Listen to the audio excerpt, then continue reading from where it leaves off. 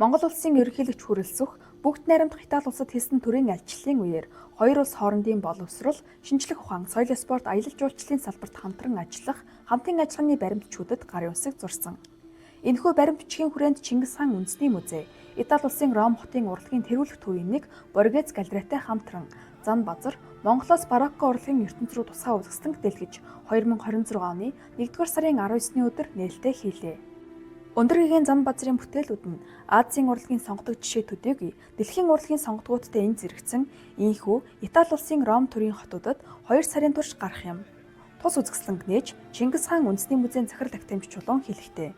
өндөр гэгээн Зан Базар нь буддын урлагийг Монголын тал нутгийн нүүдэлчдийн ертөнцөд хөгжүүлж гайхамшигт бүтээлүүд төрөж шашны шинжилэл хийсэн онцгой хутагт байсныг түүхэн баримт түүний үлдээсэн өв нэгэнт нотолдог.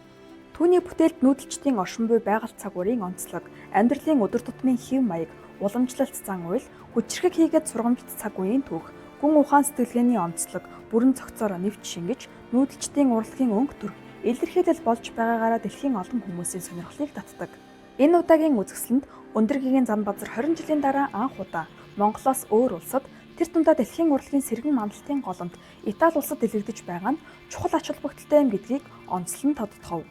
Монгол улсын соёл спорт аялал жуулчлал залуучуудын яам, гадаад харилцааны яам, Итали улсаас Монгол улсад суугаа элчин сайдын яам, Монгол улсаас Итали улсад суугаа элчин сайдын яамнаас дэмжин ажилласан үзэсгэлэнгийн нээлтэд Боргез галерейн захирал Франческо Кафелетти, Итали улсад суугаа онц бөгөөд бүрэн эрхт элчин сайд Наран Тунгалаг, тус улсын хэвлэл мэдээллийн салбарын урлаг соёлын судлаачид болон бусад төлөөлөлд оролцлоо.